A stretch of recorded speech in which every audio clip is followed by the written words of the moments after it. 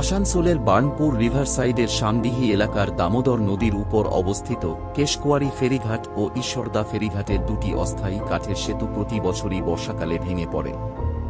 বছরের অধিকাংশ সময় এই সেতু দিয়েই এলাকার মানুষ যাতায়াত করলেও বর্ষা এলেই সেতু দুটি ধ্বংস হয়ে যাওয়ায় চরম দুর্ভোগের মুখে পড়তে হয় সাধারণ মানুষকে।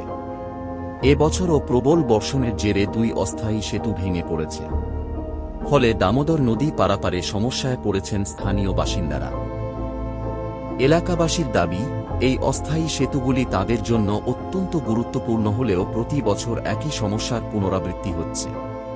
স্থানীয়দের বক্তব্য, বর্তমানে নৌকায় পারাপারের ব্যবস্থা থাকলেও সবসময় নৌকা পাওয়া যায় না। তাছাড়া বর্ষার সময় নদীতে জলস্রোত বেড়ে যাওয়ায় নৌকায় যাতায়াতও ঝুঁকিপূর্ণ হয়ে ওঠে।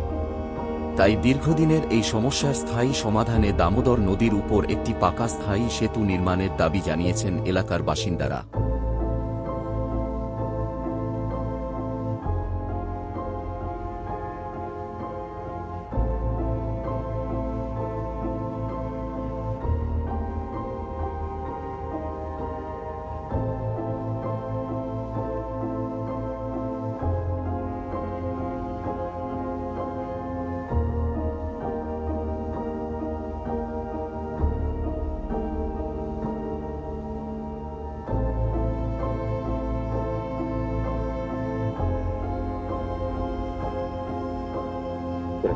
হঠাৎ করে হলো কি বাঁধ চলে এলো।